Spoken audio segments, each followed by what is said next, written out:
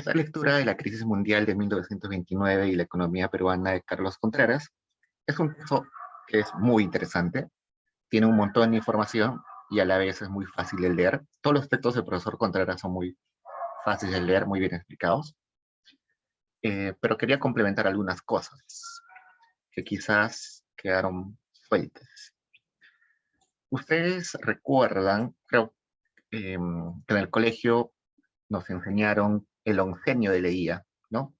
Leguía gobernó de 1919 a 1930 y en su época, en algún momento, fue uno de los presidentes más queridos, más populares de la época, por eso que gobernó 11 años. Y en total gobernó más años, 16 años, no, 20 años, porque gobernó, tuvo un periodo anterior, antes de 1900, de 1880 y tantos, no me recuerdo, y había sido presidente por un periodo, y luego regresó a gobernar en 1919 hasta 1930. Y curiosamente, su gobierno termina con el inicio de la crisis mundial, la Gran Depresión, ¿no? En 1929. Entonces, eh, lo que aceleró y para algunos lo que causó la caída de Leguía fue la crisis mundial.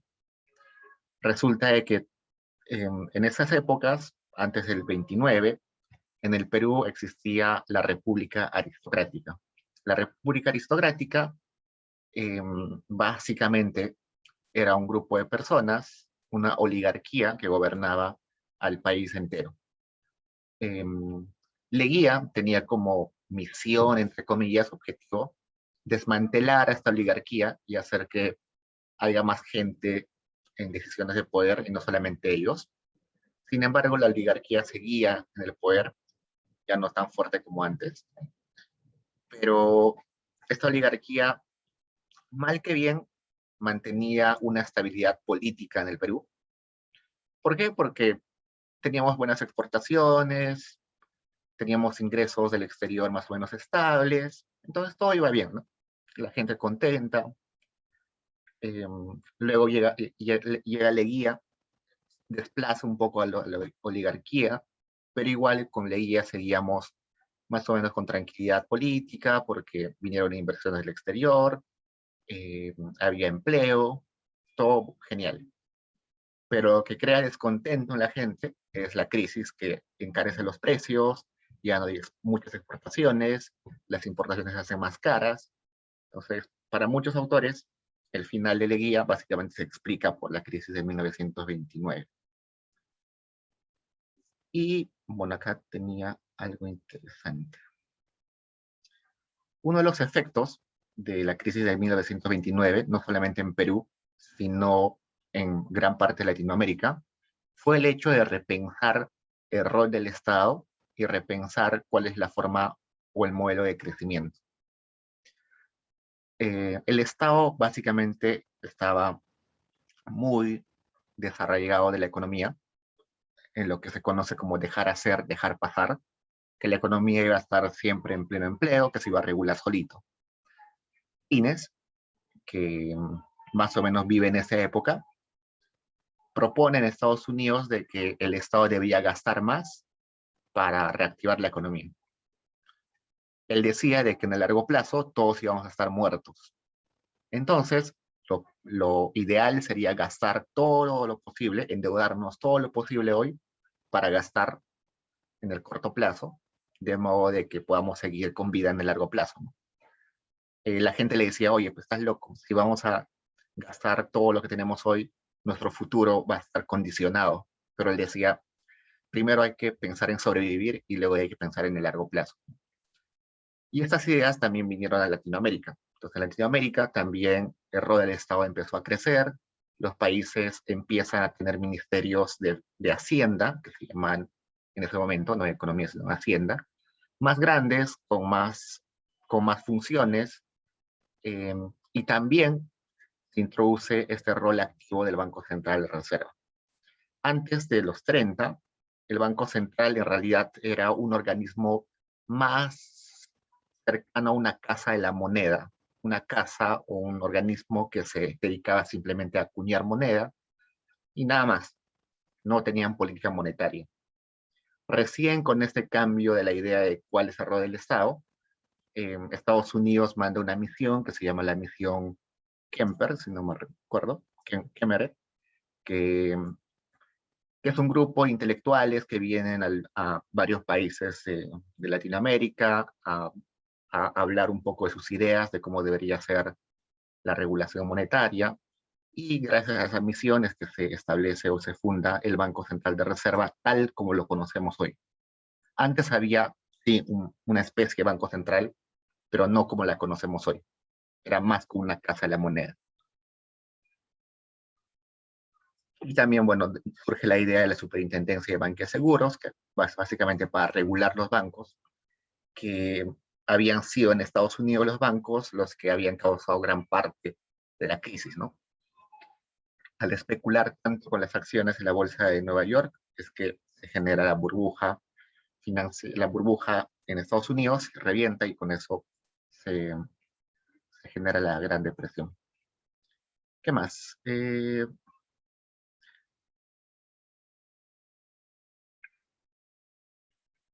Quería resaltar eso. Acá arriba tienen un montón de cuadritos sobre exportaciones e importaciones, que seguro nos va a servir para el trabajo grupal, la actividad grupal. Y eso. ¿Tienen preguntas, chicos? No quiero quitarles mucho tiempo para darles suficiente para la actividad grupal.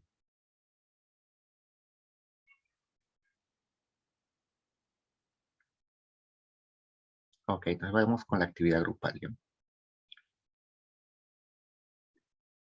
Ok, vamos a la actividad grupal. Van a tener una hora para hacerlo y luego en una hora nos encontramos y los grupos que deseen exponen. A ver, ya está activo. Pueden entrar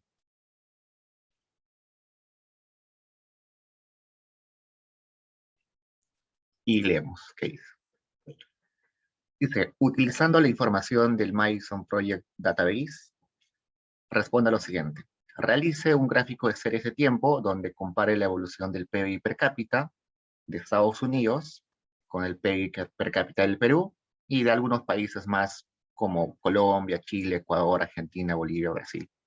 Básicamente los países vecinos al Perú. Entonces, el PIB per cápita de Estados Unidos, Perú y de estos vecinos para el periodo de 1900 a 1950. Entonces van a hacer un grafiquito de series de tiempo donde va a haber un montón de líneas, ¿no? Una línea para Perú, una línea para Estados Unidos, una línea para Colombia y así, ¿no?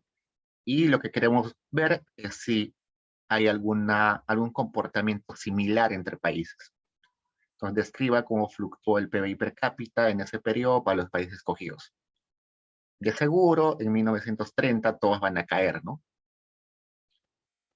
Algunos más que otros, hay que explicar eso. ¿Hay algún comportamiento similar?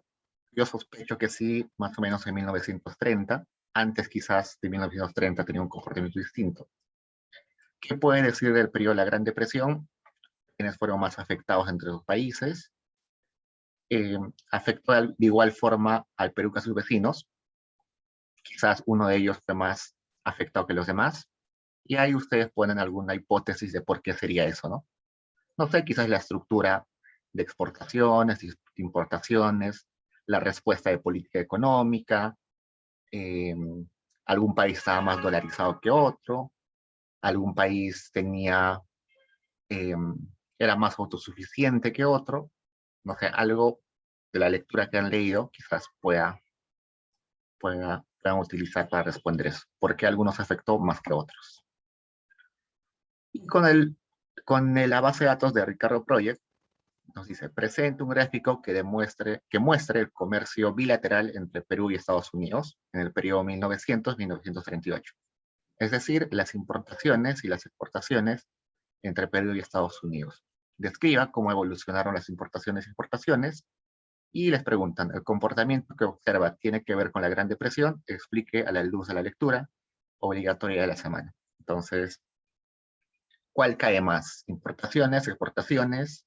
¿Por qué en tal periodo cae tanto? ¿Se recupera? Se recupera porque estábamos exportando lo mismo que antes o cambiamos de tipos de productos de exportación, ¿no? ¿Cuáles son los productos más afectados? Todo eso. Preguntas, chicos.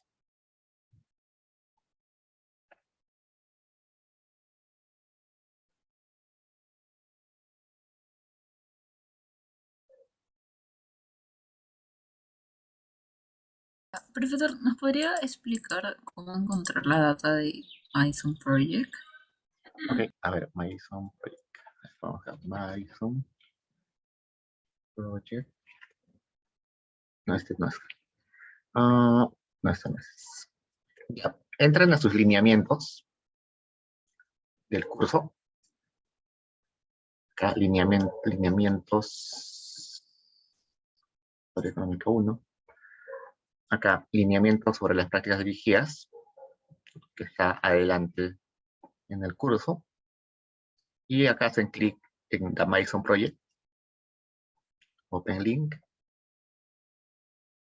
Y acá en Release van a la última actualización. Como ese proyecto duró años de años, hay varias actualizaciones. Entonces la última actualización se hizo en el 2020. Van ahí y acá lo descargan en Excel o en Stata, como quieran. La base es un poquito grande, pero tienen para un montón de países.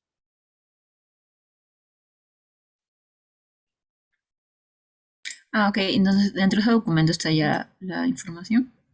Y a ver, vamos a esperar que abra un toque.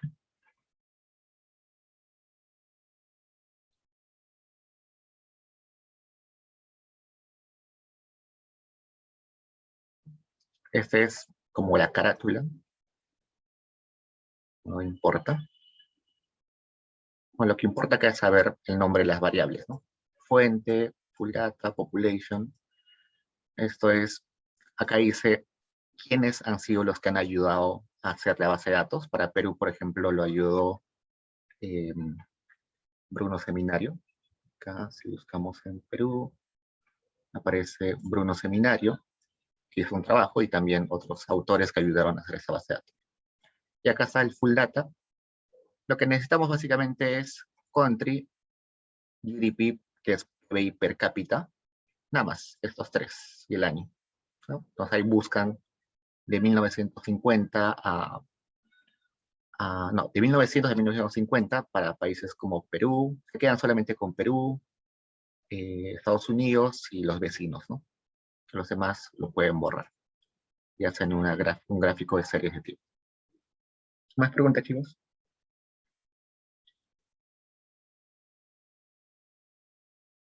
Ok, entonces les dejo 1 hora y 5:45 nos volvemos a ver. Igual que las clases pasadas, alguien expone y suben sus diapositivas y Excel a la actividad, a la actividad grupal. Ok, chicos, entonces nos vemos. Pueden reunirse en sus grupos y nos vemos en 1 hora.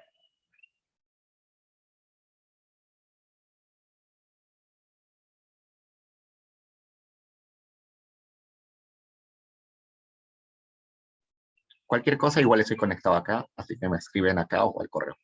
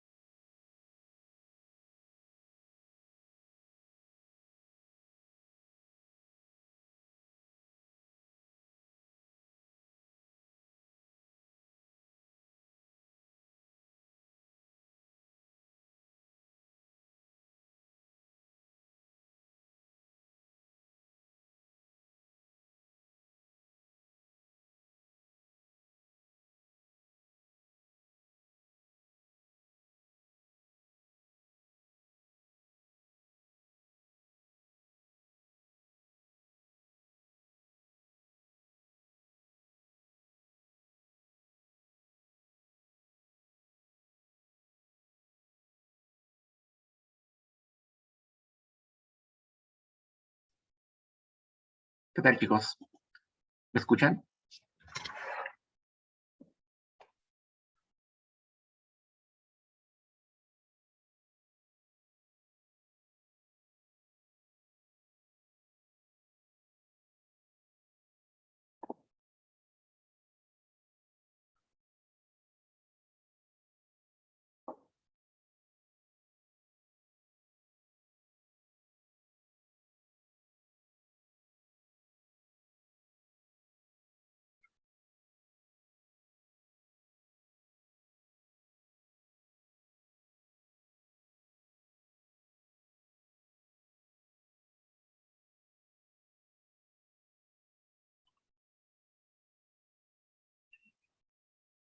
A ver, somos 12 recién. ¿Algún grupo que quiera exponer? Hasta el momento solamente un grupo ha subido su trabajo. Saben que hasta las 6 pueden subirlo, por favor.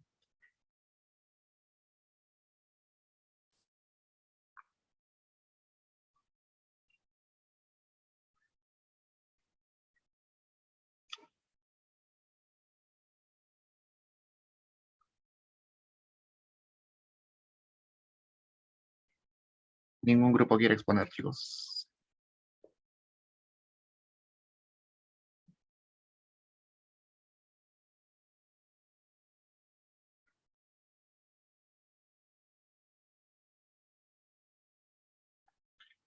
Grupo uno, grupo 2, grupo 3, grupo 4, grupo 5. Ninguno, al menos un grupo tiene que exponer hoy. A ver, no hay voluntarios. Vamos a hacer un sorteo. Profe, A ver, ¿de qué grupo eres? grupo 1, Ya, voy para compartir pantalla. Ah, ¿Tu nombre es? Jonathan. A ver.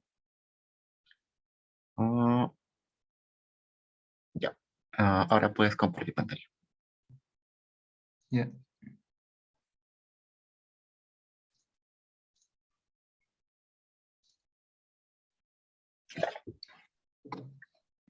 ya. Buenas tardes, profesor, compañeros. Ah, Primero, para analizar la evolución del PBI per cápita de Estados Unidos, el de Perú y los otros países de la región. Aquí hicimos unos gráficos para cada país. Ah, y aquí están todos juntos. Y se puede ver que justo con el inicio de la crisis, el crack del 29 se cae en todos los países juntos, incluido también el Perú. Lo que se puede observar acá en particular es que hay una recuperación pronta en el caso de Perú.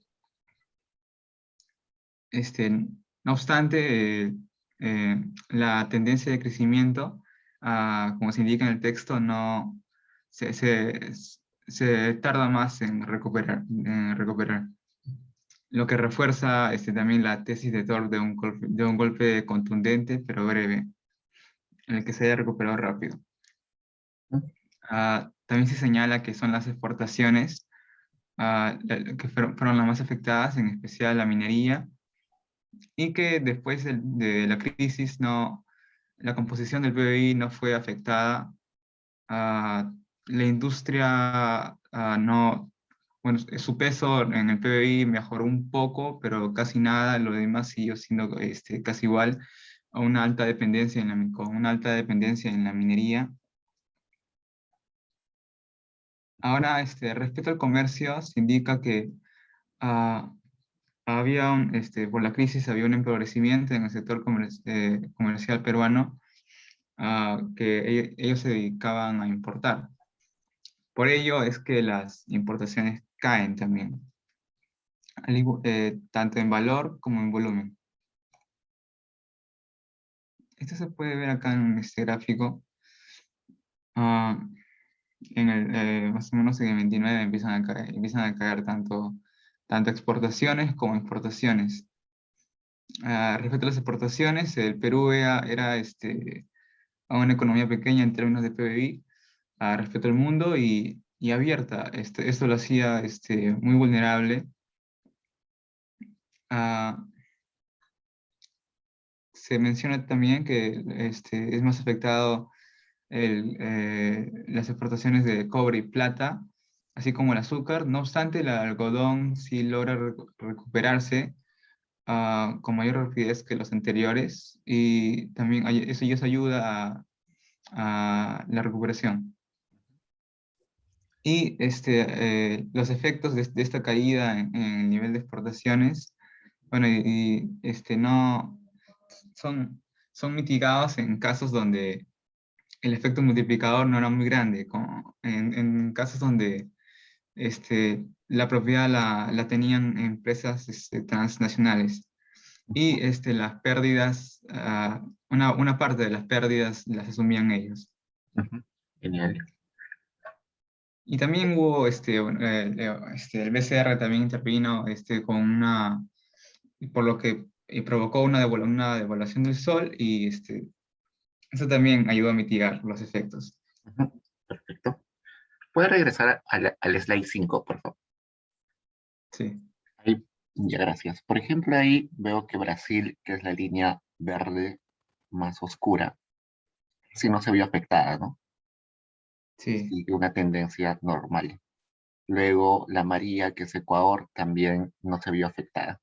Interesante, ¿no? Quizás eso debe verse por la composición de exportaciones e importaciones que tenían esos países. Brasil no estaba tan conectada con Estados Unidos eh, para ese entonces, y Ecuador siempre ha sido un país exportador bueno, ahora es un exportador de petróleo, pero antes era un exportador básicamente de frutas, de alimentos, así que no le chocó mucho. Más Ecuador usualmente es más de mercado interno, no exportaba mucho en ese entonces. Entonces, por eso es que no hay un golpe fuerte en Ecuador y en Brasil porque no está conectado mucho con Estados Unidos. Eso es interesante ver en ese gráfico, la diferencia de Perú, que claramente se ve, cae, y también otros países como el azul, Argentina. Argentina siempre ha sido un país industrial, ha sido uno de los primeros países en Latinoamérica que se industrializó junto con Chile. Entonces, exportaba un montón. eh, por eso es que también la caída es clarísima, ¿no? Gracias. Perfecta tu exposición. ¿Algún grupo más que quiera exponer, chicos? Grupo uno, no voy a anotarlo.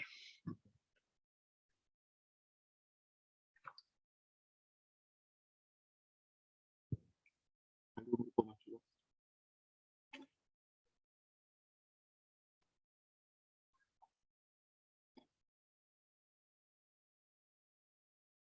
A ver, mientras alguien eh, se deciden, quiero ver la lectura de la siguiente semana. La siguiente semana hay una lectura y es sobre Thor y Bertrand. Este es un libro excelente. En realidad es la tesis doctoral. Nace la tesis doctoral de Thor y también Bertrand tiene su tesis doctoral. Unen sus tesis, amplían y publican este libro. Es muy interesante. Es un resumen de la historia económica entre estos años. Muy didáctico, muy fácil de leer, con gráficos muy amigables. Y ustedes tienen que leer solamente el capítulo 12. Va a haber control sobre eso y déjenme ver cómo estamos acá.